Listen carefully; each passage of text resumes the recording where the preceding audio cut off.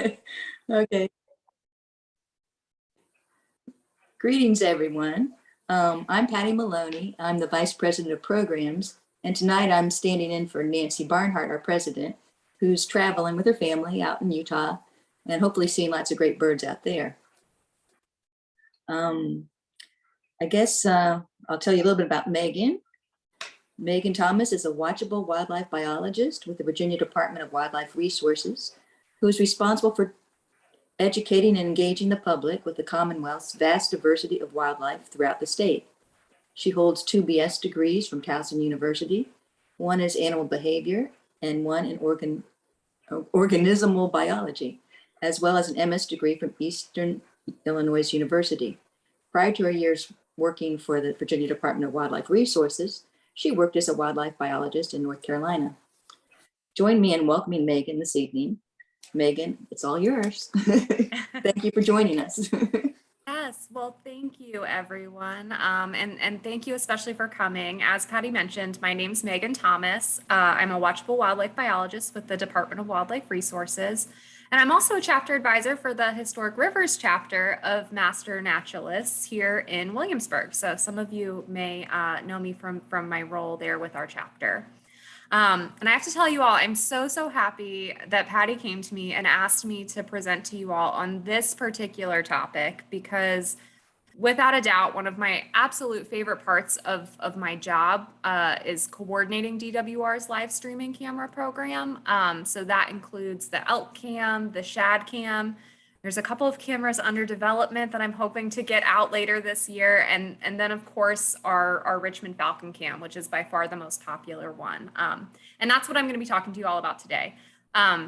I am going to do my absolute best to keep this at 45 minutes, but I will warn you all that again, you have me giving you my favorite presentation, and I find that I do a lot of talking. I could talk about peregrines all day long, and especially this Richmond pair in particular.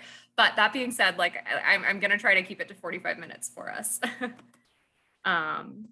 Okay, so just a quick overview of what we're going to be talking about tonight. I did mention that we'll be talking about the Richmond Falcon cam. But before we get into that, I do want to first just give you a little bit of background about peregrine falcons in general, general life history, behavior, biology, that sort of stuff, followed by a discussion regarding the conservation and management of the species, especially as it pertains to Virginia. There is quite a story to be told there, and I'm very excited to share it with you all. And then, of course, we'll talk about the Richmond Falcon cam. And then if we've got time and Patty lets me, then I will be happy to answer as many questions as you all have. One thing I do want to do, though, before we get started with really like the meat and bones of the presentation, is just extend a really quick thank you to all of the people who provided information or photographs to this presentation. A big thank you goes out to Brian Watts and Center for Conservation Biology, as they have played an absolutely monumental role in peregrine falcon recovery here in Virginia. I don't want anybody to walk away from this thinking that that this was like a DWR effort alone. It really is the product of many different partners coming together. Okay, so just one little fun fact to get us started. In addition to being, in my opinion, one of the coolest birds in the world, peregrine falcons also have one of the coolest names in the world. So peregrine in Latin is loosely translated to wanderer, and the word falcon in Latin loosely translates to sickle. Now, there's some disagreement as to why they get the sickle part of the name, be it the shape of the wings when they're in flight, as you can see from this image here, or the shape of their talons, which I'm hoping you can see my mouse, but they've got these really sharp, fierce sickle-shaped talons as well. So that is just a little bit of history behind the name. They're a medium to large falcon. The females are slightly larger than the males, and they have this absolutely beautiful bluish gray coloration to the upper parts, whereas their underparts are typically white to buffy, and they've got a variable amount of spotting and barring. So, if you spend a lot of time observing particular pairs, you can actually use variation in appearance to identify individual birds, which is something that's pretty unique and cool about them. As far as the juveniles go, they look a little bit more like this. So they've got this really like dusty kind of chocolate brown coloration, not quite as steely blue as the adults. And then of course they have this this very mottled appearance on the underparts. They also have this notably blue eye ring, as well as blue feet and blue cirri. That's another kind of mark of the juvenile plumage of a first year peregrine falcon. And so a lot of folks that I talk to about peregrine falcons, they think that they're primarily a New World bird. Now I know this is the bird club, so you guys, I will admit, are probably much more educated than my normal audience I give this talk to. But just in case you didn't know, peregrines can actually be found all over the world in just about every continent. Most accounts out there recognize that we've got 19 subspecies across the globe, and there's 3 of which that are found in North America. So peels is this species that you've got this drawing of here on the bottom. This is the largest of the subspecies in North America, and they're primarily associated with a small chain of islands on the Pacific Northwest, as well as Canada and the Russian coasts. They're generally speaking, relative to some of the other subspecies, they are really only a partially migratory species. They don't move to the degree that some of the others do, especially like the Arctic or the tundra subspecies, which is this one I've got right here. So this one, on the other hand, is a much smaller, it's a paler subspecies, and it's highly, highly migratory. They breed in the Arctic tundras, and then they spend the winters in South America. And then finally, we have the American subspecies, which is this one that you've got right here. So that is the sort of intermediate between the two in terms of size and color, as well as migratory behavior. And this is the subspecies that we have here in Virginia. They historically bred both east and west of the Mississippi. And note that I said had here, as well as this little like question mark that I've got here on my slide. That is going to be a notable point that I'm going to revisit here in a couple slides. So just remember that I've got that one there. So many people know peregrines, they feed primarily on other birds. They typically do so by obtaining a higher vantage point for hunting. Either be it perched or in flight, and then they take their prey using this technique called stooping, which involves this amazing dive bomb. They're actually the fastest animal in the world, and they're capable of diving at speeds of over 200 miles per hour. In fact, falcon stoops are so fast that it's really difficult for biologists to study their stoops in real time. And because of that, it's only been recently that we've made a lot of progress in understanding sort of the physics and the aerodynamics behind stooping, because we really need to use technology and models basically to get a better feel for understanding, like I said, the aerodynamics behind these amazing stoops. Peregrines are an incredibly territorial species of bird. They display a lot of nest site fidelity. And historically, they were associated with nesting in these mountains and cliff bases. So like in Virginia, of course, that would be the western portion of Virginia. And the pairs will really actively defend their nesting territory from other peregrines and other intruders. So, we'll talk about the Richmond pair earlier, but I have witnessed just in my 2 years with the department, I have witnessed quite a number of territorial disputes between peregrines. I've witnessed them fighting off, or not fighting off, but basically going after kestrels, vultures, all sorts of stuff. They are a mostly monogamous bird. However, we think that it really has more to do with them being attracted to a particular nest site that they have established themselves to, and less so to do with an individual mate. However, that being said, they do have a really interesting, in my opinion, form of courtship that involves pair bonding. So the males will do a lot of hunting, and then they'll deliver prey to the female. They also do this very rapid bowing to one another, which is always fun to watch. And then they will also, both the male and female will take turns basically forming the scrape. So that's a shallow depression in the gravel that they nest in. And here's just a quick example of some of those pair bonding behaviors that we've seen from Richmond. So here's a male falcon, and he's delivering a portion of a prey item here to the female, who snatches it, and then she quickly runs off camera. And note how the male is constantly just kind of keeping his head low, doing that bowing behavior.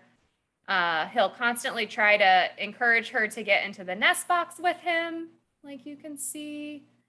And then, let me skip ahead. Again, there's this very rapid bowing display. So those are all really, really great signs of pair bonding between a peregrine pair. So typically, peregrines will nest only one time per year. However, if the first nest fails, they will re-nest later in the year. They'll lay a clutch of 1 to 5 eggs. Now I say 1 to 5, but 5 is relatively uncommon. We've had 5 occur in Richmond before, but 3 to 4 is generally the average number of eggs. I would like to see a 5-egg clutch. I hope that sometime in future years I will for our Richmond pair. And the eggs range in color from cream to like a creamy, like you can see here with this reddish speckling, to an almost entirely kind of brick red appearance with a darker red mottling on the eggs. The sexes will split the incubation duty, although typically the females do a little bit more of the work when it comes to incubation. And then they do have asynchronous hatching and laying.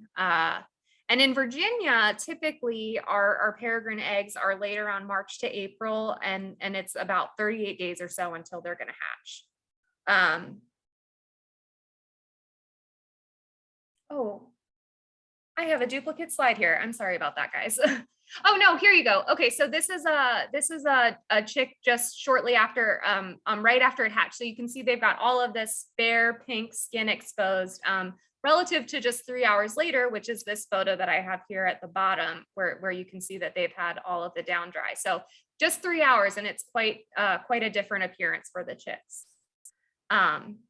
Okay, so having said all of that about peregrine falcon, kind of giving you guys the really bare bones, skimming the surface, natural history and biology lecture, at this point, I'm going to move us into a discussion of peregrine falcon conservation and management, especially as it pertains to Virginia. Okay, so it was really around the 1940s that we first began to notice declines in peregrine populations across the U.S. Now, it is worth noting that peregrine falcons, they've never really been considered prolific, even pre-1960s, 1940s per se. But again, it was really around the 40s that's when people first began to take notice of losses in peregrine populations in pretty substantial numbers. And in fact, by the 1960s, both the Arctic and the American subspecies were nearly extinct altogether. As far as we know, at that point in the early 1960s, there were actually no more breeding pairs east of the Mississippi in North America. Now, fortunately, around this same time, people were also beginning to take notice of the impacts of DDT. Rachel Carson, she published Silent Spring in 1962, I believe it was. And there's certainly a number of other influences, that seem to have played a role in the peregrine falcon decline. But by and large, DDT is typically pointed to as the primary thing that resulted in this massive peregrine decline that we saw at that time. And just to give you an example, so on the left here, this is a regular peregrine egg, whereas on the right, this is one that had high levels of DDT concentration in it. So you can see it just resulted in much thinner eggshells. They were very prone to breaking at laying or in the process of incubation. So there just wasn't a lot of recruitment into the population that was happening at these times. And again, I did mention, there were some other threats that happened, things like eyrie disturbance, direct persecution. Another thing that was going on at this time was there were all of these pigeon fanciers. And so people were actually putting out bounties on peregrine falcons from that perspective, because they would predate pigeons so much. And you know, the other one that typically kind of gets cited in this narrative is the use of peregrine falcons in falconry, which is a sport that involves using birds for hunting. And it's not to villainize falconers on the whole, especially considering they ultimately ended up playing a pretty large role in the recovery of the peregrine falcons. But it is worth noting, you know, that while DDT is the main cause, there were a couple other things that were happening as well. So as I mentioned, the Arctic and the American subspecies, they were the ones that really suffered. So they were actually listed as endangered under the American Species Conservation Act of 1969.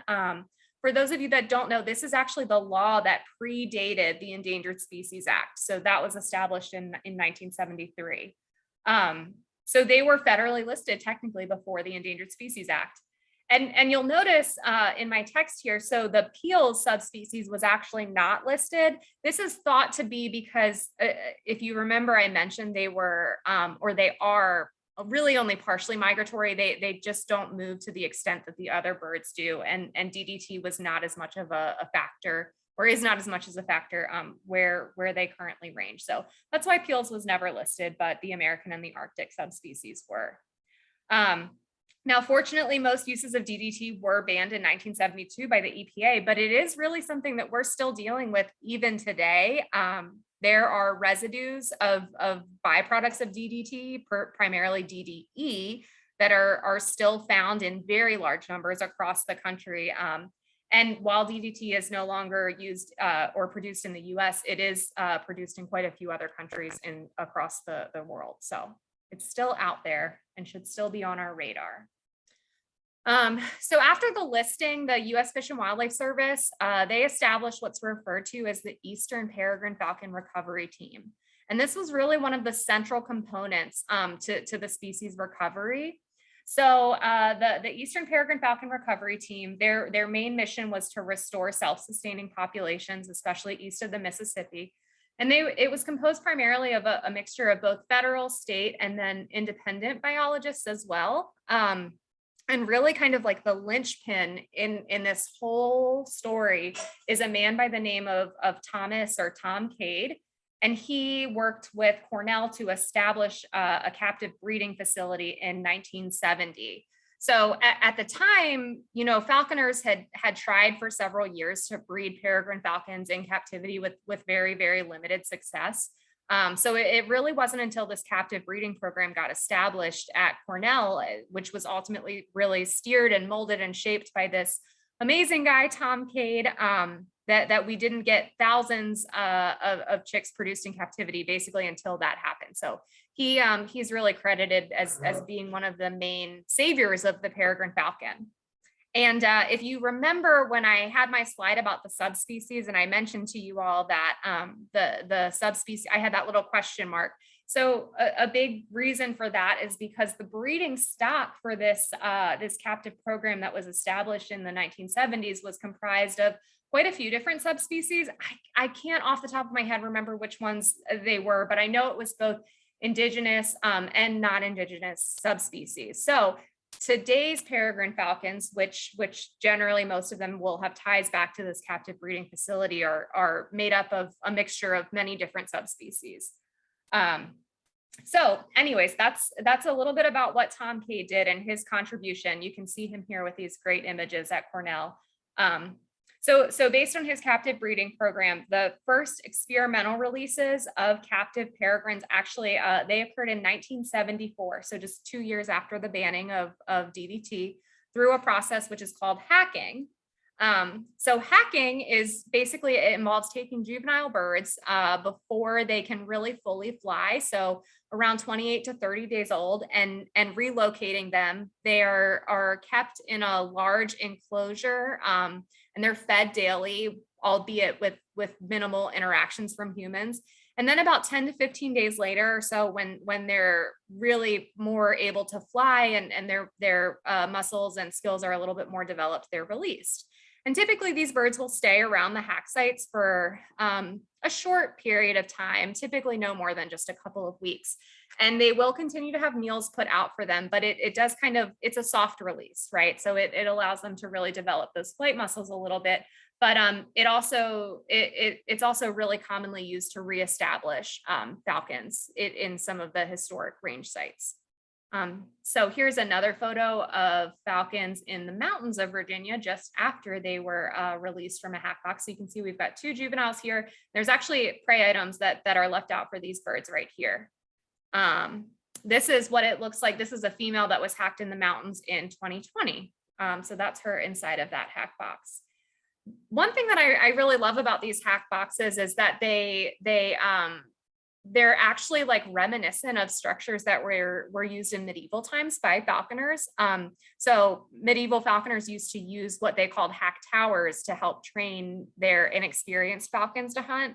They would leave food out for the birds that could then freely fly and develop flight and hunting skills, but they would always recapture those birds prior to them dispersing from the hack site. So in a way, hacking is it's very similar to what medieval falconers were using. It's just that we're not recapturing the birds once they're ready to disperse. So all of that being said, around the 1980s, that was when things really started to take a turn for peregrines in North America.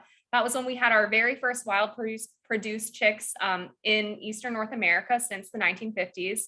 And then, by the time 1994 rolled around, the Arctic subspecies was deemed recovered enough that they were removed from that federal registry in 1994. And then that was very shortly followed by our American subspecies, which was removed in 1999. And at that point, it's estimated that there were approximately 6,000 peregrines released into their historic range prior to the delisting. And again, that was really all a product of the work that was going on at Cornell with Tom Cade. So that really then raises the question of how does Virginia fit into all of this? So after the formation of the Eastern Peregrine Recovery Team in the 70s, there was quite a bit of conversation about where in Virginia to start releasing birds. And ultimately, the coastal plain was selected, even though it wasn't necessarily considered to be, their historic range, but it was selected in an effort to minimize predation on younger birds by great horned owls. And so there were 5 young birds that were hacked on Cobb Island in 1978. However, that being said, it wasn't until 1982 and at Assateague Island that we actually in Virginia had our very first successful wild produced chicks hatch. From there, coastal hacking continued until 1985. And throughout that time period, there were 115 birds that were released from 8 different sites. I've got those photographed right here. Over 85% of the birds were known to be dispersing successfully. So that kind of like sets the stage for where we are today in the coastal plain. Our coastal falcon population is continuing to grow. We're typically seeing 25 to 30 pairs every breeding season. And all of our hack towers that were originally established, all 8 of those is regularly occupied by peregrine pairs. And then, of course, in addition to those hack sites, pairs have begun to use a variety of other structures. So bridges, skyscrapers, quarries. There's actually even a pair that occupies a ship that's part of the Ghost Fleet. If you don't know what that is, that's a collection of inactive ships on the James River that the U.S. Maritime Administration, their National Defense Reserve, owns. It's a bunch of ships that are way too old and deteriorated to really do anything with. And I think some of them even have like a bunch of hazardous chemicals that are still on them, but a pair of peregrine falcons has been using it for nesting. So they have proven to be much more adaptive, I think, than a lot of folks maybe would have thought in the early 70s. Bridges are notoriously one of the more dangerous structures for them to nest on. And really, all of these urban sites, there's problems associated with all of these. Skyscrapers, you run the risk of birds fledging early and ending up in the street. Bridges, unfortunately, birds are very likely to drown when they fledge, if they're not able to get back up to the bridge and land. And in the mountains, of course, there's still great horned owl predation that occurs. So it's not like there's any perfect place, but they all kind of have their own like intricacies associated with each of these sites. So as far as recovering peregrines in the mountains go, the really kind of notable sort of first step to getting these birds recovered in the mountains came from a guy named Johannes Gabler, his 1983 survey of historical eyries in Virginia. So his goal was really to go out and revisit these eyries that we knew peregrines used to occur at, and determine whether or not any of the birds that had been hacked on the coast were reestablishing themselves in the former range. Besides that, he was looking to determine the suitability of these sites for releasing these birds, and then of course to help describe some more characteristics of these historic eyries. And unfortunately, he didn't find that any peregrines were occupying any of the eyries that he visited, but it was a really, really important first step that kind of got the ball rolling with beginning the hacking process out in the mountains. That started in 1985, which is actually the same year that it stopped on the coast. And since there was like a brief period of time where we had stopped hacking for a couple of years, but since 2000, hacking has occurred in the mountains sequentially every single year. And in fact, in 2021, we had 5 mountain sites occupied, which was a new record for that region. So it's always possible that there's additional pairs that we don't know about. I mean, the mountains really presents a unique set of challenges. I think like the closest that we can get to some of these mountain eyries is half a mile away, and there's some eyries that are 2 miles away, and that's the closest that we're able to get to monitor them. So it's just very, very difficult at those distances to be able to identify breeding pairs in these cliff faces, like you can see here. So today we're continuing to hack peregrines in the mountains, as I mentioned, using wild produced chicks. A lot of times they come from bridge nests because, again, those do seem to have more mortality associated with them than some of the others. And then we're also doing some really intensive monitoring and banding as many chicks as we're able to, basically just to make sure that the coastal population is continuing to climb, if not to stabilize, if not continue to climb. And a really, really big part of this has to do, again, with the Center for Conservation Biology. They have been a huge player throughout the years. They do most of the monitoring of peregrines in the eastern portion of the state, whereas DWR takes the western portion. So the Richmond Falcon Cam is actually the easternmost peregrine site that we have. And here's just a couple of quick graphs from the CCB report I wanted to show you guys. This came from 2021. So you can see our number of breeding pairs has really, really increased from 1970 relative to the 2020s where we are today. That's very promising to see. And then down here, we've got a graph. This is showing our active nests as well as our occupied territories from 2021. So things are definitely on the up and up, although we would like to have more pairs established in the mountains, that's for sure. And that brings me to the Richmond Falcon Cam. And as I predicted, I am already so much, I'm really behind on my time. So I'm gonna try to pick up the speed a little bit. So the Richmond Falcon Cam, the history of this Richmond site, there were actually birds that were hacked on top of a former Dominion building that has since been demolished. For 3 years in a row. It was 2000, 2001, and 2002. And then in 2003, one of those birds that was hacked, a male, established himself with an unbanded female in downtown Richmond. And we have had falcons in Richmond ever since. So again, that was at the Dominion building, and they have moved around a little bit since 2003, but they've spent the past several years in or atop the Riverfront Plaza building, more specifically the West Tower. And I've got this arrow. The nest box is actually like right here. You can't see it in the photo, but that is exactly the location. This is also one of only 3 urban nest sites that we have currently in the state. And one of the things that we at DWR offers that has been just an absolutely amazing opportunity to work on has been this Richmond Falcon Cam. So it's a live streaming camera. You can watch it 24 hours a day, 7 days a week. We recently added sound to it in this past year, and it runs from March through July typically, and it lets viewers see everything surrounding the breeding season of peregrine falcons. So pair bonding, egg laying, incubation, chick hatching, fledging. I mean, you get it all with this Falcon Cam that we run. And then in addition to that, we also do an educational blog to help provide some additional information and interpretation to folks who are watching the camera about what they're seeing. And just to give you a little bit more of a perspective as to where the Richmond pair is located, they are right here on top of this star. So a lot of people don't realize that they're incredibly close to the James River. So we actually see them doing quite a bit of hunting around here. And a lot of the prey items that we have observed really seem to, it really shows you that, yes, they really are hunting around the James River quite a bit. So here is what the camera itself actually looks like. And here's the nest box that we provide for the Falcons every year. That's all we do. Like I said, Falcon or hacking stopped in 2002. So we just make sure that they've got this nest box, and then we set up the camera and they really do the rest.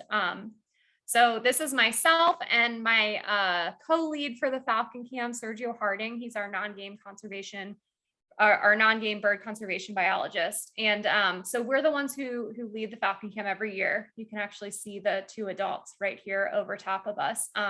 And we do have to wear a lot of safety gear. This is on the 21st story of this skyscraper. So we're incredibly high up. We have to wear harnesses, and we clip into this this wire, this steel cable that runs the length of the building, in addition to wearing hard hats. And then we hold this broom up because it provides a target above our heads that the falcons will typically hit on. So if they're going to defensively strike us, oftentimes they'll go for that broom head as opposed to our heads. But just in case, we do wear those hard hats as well.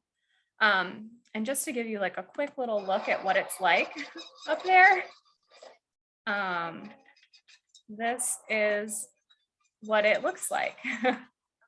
So there's the camera there, and the birds are flying all around, and we've got the nest box here. So that's what it looks like to be 21 stories up on a skyscraper. The biggest thing that I really want to educate people on regarding the Falcon Cam is that, you know, of course, it's obviously something that's very fun to watch, but there's also a lot that we get out of the Falcon Cam from research purposes. You know, prey tracking, the ability with which we're able to read birds and thus trace back lineages of all of the falcons. I mean, thanks to us getting such a clear look at their bands, I'm able to tell you guys that our current male, his grandmother is a bird that was banded in New Jersey. So the fact that that we're able to get information like that is really incredible. I'm hoping that we're going to be able to launch a citizen science component in the future, which is going to allow you know, our viewers to also contribute to our understanding of what's going on through things like prey identification and incubation shifts and all of that sort of stuff. So be on the lookout for that if you're looking to collect data on this particular peregrine pair.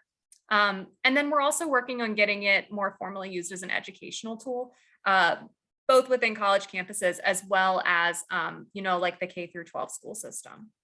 And just to kind of like put it into perspective for you, again, relative to these mountain pairs, I mean, this is what you're looking at when you're surveying these cliff faces, and they go on for miles and miles. So to identify an eyrie, let alone, you know, chicks is almost impossible. In fact, here in this picture, you can see just how much they blend in. So this is a photo that was taken at this was like about 3/4 of a mile away. I was able to take this photo.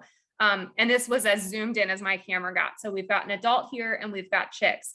So you can see, I mean, we can't even tell if these birds in the mountains are banded, let alone read what the bands say. And it's also very difficult to discern, you know, what age the chicks are, if we're even able to tell that they do have chicks. A lot of times the chicks or the eggs will be back much farther in the cliff faces. So we've really, it's through years of watching the Falcon Cam and understanding the behavior and witnessing the behavior of the birds in Richmond, how they're acting when they've got eggs and they're incubating when they've got chicks, that we've really been able to make more informed estimates as to what's going on in the mountains. Because like I said, I really take it for granted how good of a look I can get at the bands of our Richmond pair relative to these pairs that are out in the mountains. So I'm going to try to give you guys like the really, really quick, like 20-second history of 20 years of Falcon Cam. So I mentioned, we had birds first begin breeding downtown in 2003. So that original pair of that banded male and that unbanded female, they bred downtown from 2003 to 2016. They had quite the legacy, 61 eggs, of which 36 of those hatched and 31 chicks survived to flight age. So we had a really, really long run with that original falcon pair. Unfortunately, 2016 was the last time we saw the original unbanded female on camera. Again, because she wasn't banded, we don't know how old she was, but just based on what we did know about her, she was already kind of hitting the upper end of her lifespan. So in 2017, the original male returned, and he actually paired with a new female. They went on to produce 3 eggs, all of which hatched. Two of those chicks fledged. And shortly after fledging, actually one of those males was spotted in New Jersey. So those chicks fledged in like early July it was. And in October of that same year, 2017, we received these photographs from a photographer in New Jersey. So within just a short couple of months, one of those juveniles had crossed state lines. 2018, our original male returned, but unfortunately that 2017 female, she never did come back to that nest site. And later we found out she was actually raising a brood at Yorktown with an unbanded male. So she was not a fan of the Richmond site, it seems. So our original male, he remained a bachelor that year. And that's also the last year that we ever had him on camera. So then in 2019, we had a new banded male show up. And this is where things really started to get interesting for the Falcon Cam after a couple of years of not having, a lot of major successes on camera. So we had this new banded male come in, and he had several females that also appeared on camera. In fact, there was this unbanded female here that she was on cam for about a month, and there was tons of pair bonding. So we were pretty optimistic that pair was going to produce a clutch of eggs. But ultimately, she ended up getting displaced by this juvenile. So this second year female, which you can see here. So this second year female came in and she ousted that other more mature female. And she remained on camera with that male. There was a lot of pair bonding that happened, but they never did produce a clutch of eggs. And so the season concluded without a nest, likely because of her young age. So that was that takes us into 2020. That same male did return on camera, and again we had an unbanded female appear.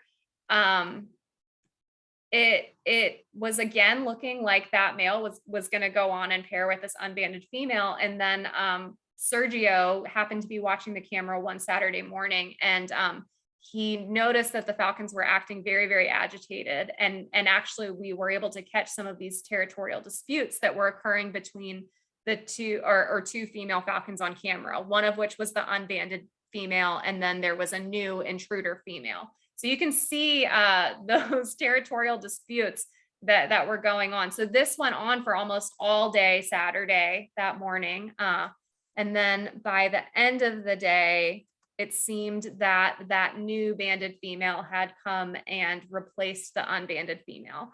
And when we got a look at her bands, we actually determined that this was the same female from the previous year. So it was that bird that had showed up in juvenile plumage. This is her once again, but now she's in her full adult plumage. And she actually comes from Delaware. She was hatched on the St. George's Bridge in Delaware. So that's her bands read 95 AK. That's what I call her, 95 AK. And this is her with that male. So they went on to produce a clutch of 4 eggs, of which we had just one hatch. You can see what that moment looked like when we had our first hatch in a couple of years right here. So that was our one chick that we had in 2020. Sorry guys, there we go. Okay. So that was our one chick in 2020. Here it is again as a newly hatched chick, and this photo is from just about 3 hours after hatching again. So you can see the change in appearance there. This was week 1. Here's our male 24 AU and the female 95 AK. So they continued to care for this chick, and it wasn't long before she ultimately fledged the site. Now she did end up fledging prematurely and ultimately did get hacked in the mountains, but this was 2020 for us. It was a really exciting year. We hadn't had chicks for a couple of years downtown, which is what brings us to 2021, which unfortunately started out as a relatively rough year as that new male that had been on camera for the past 2 years. We actually got a call in January that he was found deceased in downtown Richmond. So that was early January. We were optimistic that we would have another male come in, but obviously you can never be sure of these things. So we did spend a lot of time watching the camera, and fortunately in early February, we did get a new male who appeared on camera. And once we were able to get a read on his bands, we found out that he actually has some ties back to Richmond. I don't know if you remember, but in 2017, that was the first year that the original matriarch of the Richmond pair didn't show up, and the Richmond male, he produced a clutch of eggs with this female who ultimately went on to Yorktown. Well, that is our current male's mother. So she had raised the current male with that unbanded male in Yorktown. So it's kind of cool that he has somewhat of a Richmond legacy despite not having hatched in Richmond himself. And more excitingly, 2021 was the very first time that we had 4 chicks in Richmond in over 10 years. So again, this was huge. It was also 95 AK, the female, only her second brood, as you hopefully remember, her first brood ever. That had 1 chick. So to go from caring for 1 chick as opposed to 4 was quite a that's quite a feat to overcome. And for the male, we knew that he hatched and fledged from Yorktown in 2019. So that meant that these 4 chicks were his first brood ever as well. And in fact, one of my absolute favorite moments in the history of the Falcon camp came the very first time that this male saw those chicks in the nest box. So this is the female here. She's getting up and leaving as part of an incubation or a brooding exchange. And the male is going to come in, and it's so hard to describe the look that he had, these facial features as anything other than just like totally befuddled. So he's never seen chicks before. This is his first interaction with them.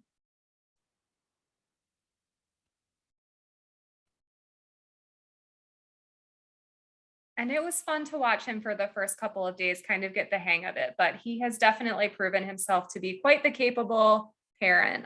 He does a lot of hunting and delivers a lot of prey items. So yeah, he's been fun to watch. Okay, so these are the 4 chicks. Each one of these photos was taken every 10 days. So you can see how much they really grow and they change in not a lot of time. It really flies as I'm watching this camera, and they just grow up so fast. Here's what they looked like right before we banded them. And then 10 days later, here is what they looked like right before they fledged. So again, you can see what a difference just 10 days can make. And they each have this yellow tape. We're going to talk about that in just 1 second. So that brings us to where we are right now, 2022. That was definitely longer than 20 seconds, my 20-year timeline there. Again, in 2022, we have 4 chicks. If you've been watching, you have hopefully seen them on camera. We had 3 chicks that hatched on April 29th of this year, and then there was 1 that hatched on April 30th. So at this point, they're roughly 3.5 weeks or so old. This is a shot of them at just 4 weeks old with the female right here, looking very cute. Relative to this video that I took just about an hour before giving this presentation to you guys, you can see how much growing they have done in the past 3.5 weeks. I love this head bob thing that we've got going on here. So this was right after a meal from the parents. So I'm assuming that they're communicating with the adult that delivered the prey item there. I also just had to throw in a couple of honorable mentions because there were some other just really cute photos of them from this past week that I really loved. This one especially, I was mentioning to, I think it was Judy earlier, but they have really seemed, or no, it was Shirley. They've really seemed to be enjoying the rain and a break in the temperature. So they have been all over this ledge. I don't know if you guys have been watching, but yeah, they've been all over the place, splashing around in puddles and all of that. So actually we are now at a point where these guys are going to have a pretty momentous, oh, that's my dog. I'm sorry. Hold on 1 second.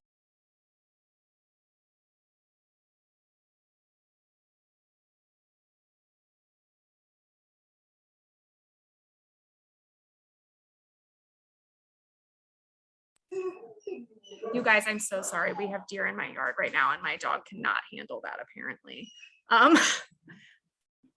Okay, so tomorrow they are going to be they're going to be banded, which is a really big day for them, obviously. So yeah, so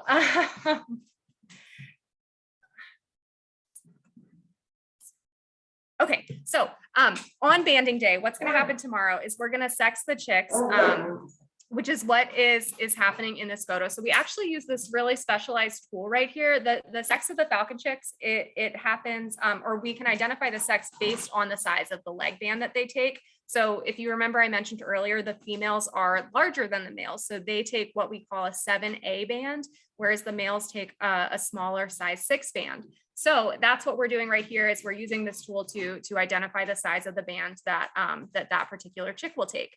And then each chick is going to get 2 bands. So they receive a federal USGS band on the right leg, and then a field readable black over green band on the left. So these 2 bands, the 76 AU and 77 AU, these were used last year. This is for females. So if we've got females in the clutch, which I think we do, I think we have at least one based on what I've been looking at on camera. These are what our females will get. The other thing that we, so here you can see the bands actually in place on the chick. So we actually have to use a rivet gun. That's what affixes those bands on their legs right there. The other thing that we do is we actually use electrical tape, and we'll put, right after banding, we put that electrical tape on the federal band. And this is something that helps us identify these chicks after they have fledged. So each chick will get a different color band. It can be very, very difficult to read those field readable bands. So the colored tape just kind of helps us keep track of where each one of those chicks is post-fledging. So the tape falls off relatively quickly once it's exposed to the element. So, like after 2 weeks or so after fledging, that tape will come off. But in the interim, it is a nice little way to use the color tape to identify them. Now, the other thing that we do on banding day, which again, for our current clutch, this is going to happen tomorrow. The other thing that we do on banding day is we construct and we deploy this pen, which is a modified extra large dog cage. And the pen is used to prevent premature fledging events, which is something that we have unfortunately experienced in the past. So as the chicks become much, much more mobile, they'll oftentimes hop up on that ledge wall, and they're very susceptible to like gusts of winds, which can blow them off. Not that they, they can typically like glide to the bot or to the ground level, but it does put them oftentimes like in the street, and it's just very, very dangerous.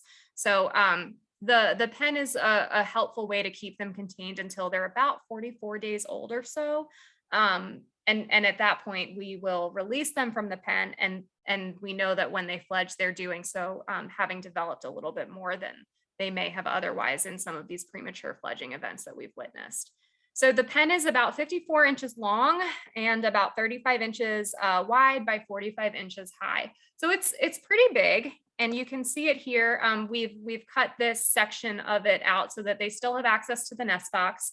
And the top of it is covered with plywood. You can't see that in the photo. And then they've got this gravel substrate, the same gravel actually that's used in the nest box. So after they receive their bands, they are returned to this pen, and the door is closed.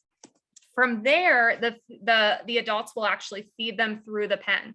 Now at this age, they're more than capable of dismantling prey items and feeding themselves once prey items are actually delivered to them through the bars.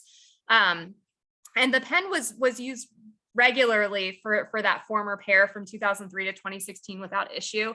That new pair last year was the first year that they encountered it, and the female did struggle that first day or two to figure it out. But again, after that first day or so, both the female and the male seemed to have no problem with it, and they were very regularly passing prey items through. So I'm hoping we're going to see a little bit of improvement this year as far as that's concerned.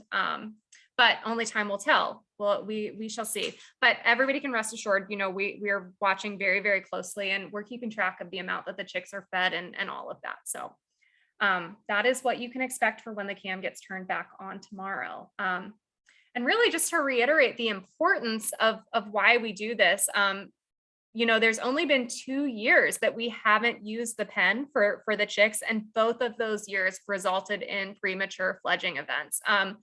In 2020, that was that year that we had that one single chick.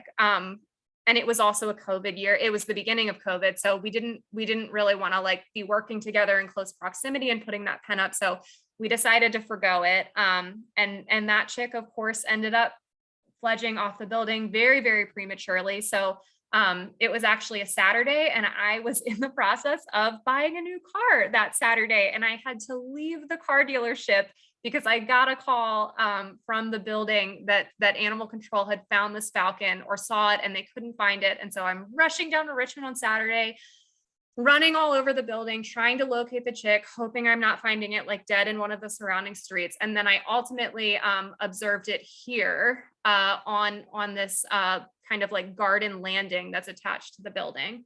So I was able to secure the chick, and I took it back up to the ledge and I released it. You can see she's not looking very happy at her recent rescuing. And literally within 2 hours of me putting her back up there again, she came off. Now that time she ended up on a window ledge. She was still pretty high up. So we just were watching her downtown really, really closely. But literally the next day, we had this big storm that came through Richmond, and she ended up in the middle of I-95 on a Jersey wall. And we had to get the police in there to temporarily stop traffic for us so that we could secure her. So this was a year that we had only one chick, and we could barely keep up with her and intervene in time to rescue her. So a year when we have 4 chicks and they kind of take this like follow the leader approach, where if one goes, it's almost guaranteed that the others are going to be right behind it. It would be almost impossible to intervene in those situations the way that we were this year. Now, what we do at about 44 days old, when they're ready to fledge, is we install this remote door opener. And so what this does is it, on the predetermined date, it will actually pop open the door so that they're not spooked by people being out there. And from there, they're able to fledge at their leisure. So you're about to see, hopefully in a second here, one of the males will fledge first. They typically go first, the males do. So there was the blue male. And then he's later followed by the red male, who doesn't fly out, but he just kind of like hops out. And then a couple hours later, the 2 females, they came out later. So that is how the fledging process goes. We don't want to be there, right in front of them and cause them a lot of stress before fledging. So that's why we do it remotely like this. But on fledge day, we typically have a bunch of DWR staff. We have a bunch of volunteers on the ground in downtown Richmond. And again, this is where that electrical tape becomes so important, that we try to keep up with where every single one of them are. So we have our staff and volunteers camped out at varying skyscrapers and buildings. Fortunately, we've developed great relationships with some of these neighboring buildings, so they'll let us access their penthouse places or penthouse suites and set up spotting scopes, and we're all walkie-talking to each other, trying to keep up with where the red juvenile's at or the blue juvenile, basically just to make sure that they don't end up grounded and get themselves in a situation where they're really at risk of getting hit by a car. The other thing that can happen, unfortunately, is that this first day or so after fledging, they really struggle with landing. It's not even flying so much, it's landing. They have a difficult time kind of nailing the angle at which they need to just shortly come up to perch. And we have had it before where they have smacked into a building pretty hard and had to get taken to wildlife rehabbers. So that's the other reason why we watch, because again, this is a state threatened species. So we do like to have folks on hand to intervene if need be. But typically after about 2 days, they've mastered it and they're good to go. And from there, they stay around Richmond for a couple of weeks. You can still see them if you know where to look. They really like the signs around the buildings to perch on. But after a couple of weeks, they really begin dispersing, just like that one juvenile did that ended up in New Jersey just a couple of weeks after it fledged. And so, yeah, we get to kind of observe them as they stretch their wings like this. This was a red male. This is a bird after the electrical tape had actually fallen off. He received a prey item. The adults will continue to care for him. This is actually last year I was in one of the buildings, the former SunTrust building at the penthouse, and I was watching some of the chicks, and I turned around and the adult female of the pair was just sitting on a window ledge staring at me. So that was an interesting experience. I was watching her offspring, you know, and just turned around, and there she was, kind of like giving me that nasty look.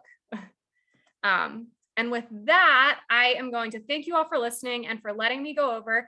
I'm so embarrassed about my dogs and those deer. Please don't hold it against me. I guess we need to investigate in maybe some more professional training opportunities with our new dog. But I will take any questions at this point. And if you are interested in learning more about the Falcons, you can always watch our live stream at this link. And then if you want the blog update sent directly to your email, you can subscribe there as well. And that's all I've got. Does anybody have any questions for Megan? It was excellent, Megan. Thank you so much. Thanks. Again, I'm so sorry about the dog thing. Not a problem. There are a number of questions, Patty, in the chat room. Can you see those, Megan?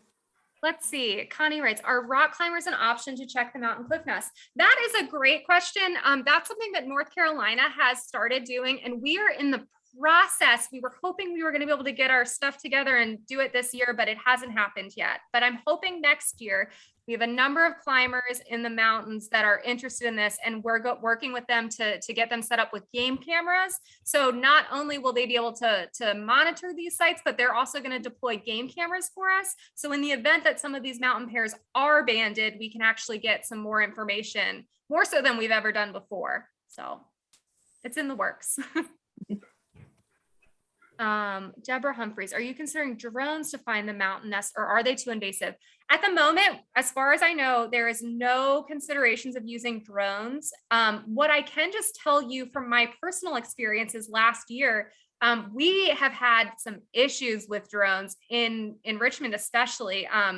Last year, actually, during that Pledge Watch event, one of our juvenile peregrines, there was somebody flying a drone, and one of the juveniles was actually going after the drone and dive bombing it on the first day. And unfortunately, the drone operator was trying to antagonize the bird. It was a whole thing. So drones are a little bit problematic for us. Yeah. Have you found them on other buildings in Richmond, possibly places that aren't accessible to capture and ban them? They have bred in previous years on other buildings, but the Riverfront Plaza building seems to be the most desirable. When they have bred in or on other buildings, there has not been. There's been more issues. Like I remember one year they nested on the former Dominion building, and the eggs had actually like rolled off the balcony and were found on a parking garage. And then there was another year that they had nested on the James River Bridge, and that clutch did not work out for them either. So we have in previous years found them on those other buildings, but they spent more than the last decade at the Riverfront Plaza building, and that has so far been the best alternative. So I'm really hoping that they stay there, because the other buildings just aren't as suitable. Let's see, what else do we have? Interesting, very interesting. Can we volunteer to help on Pledge Day? Deborah, that's such a great question. We are still kind of trying to work this one out. We used to have volunteers, but then when COVID happened, our whole volunteer policy has just changed. And so it's been very limited. And I have yet to receive the official word on whether or not we're allowed to have volunteers. But if we are, I will let you know. Do the urban peregrines eat mostly pigeons? Oh, I meant to talk about this, but I didn't get to. They do eat a lot of pigeons, but once the neotrops start coming in, they really switch and they start to take a lot of yellow-billed cuckoos. That really becomes one of the primary prey items. They also take a lot of woodpeckers, especially earlier in the year. Starlings, pigeons, of course, like we just talked about. I've seen red-eyed vireos. We actually had them take a bat one year. We have found woodcock pieces, like a woodcock skull, killdeer. They are taking all kinds of stuff. Red-winged blackbirds. I had a red-headed woodpecker once. Those are all the ones I can think of off the top of my head. On banding day, do we draw blood from the chicks to check for lead or any toxins in the blood? We do not. I don't know if that's something that we did in previously. I also don't know that it's something that Brian and CCB does. We take weights, and there's a handful of measurements that we take in addition to sexing the birds. But it's pretty minimally invasive. There's not any blood drawn. Now, on years that there are eggs that don't hatch, a lot of times we will take the eggs and have the eggshells tested for toxins like those DDE residues that I mentioned.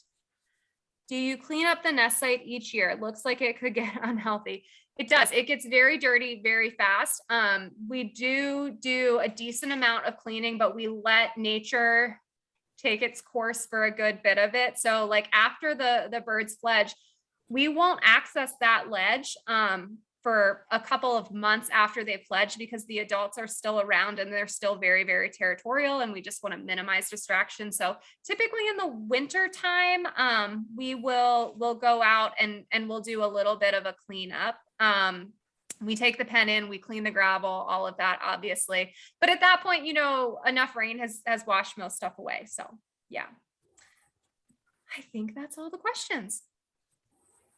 Yeah, that's all. Well, that's And great. there's some folks wishing me good luck. Thank you.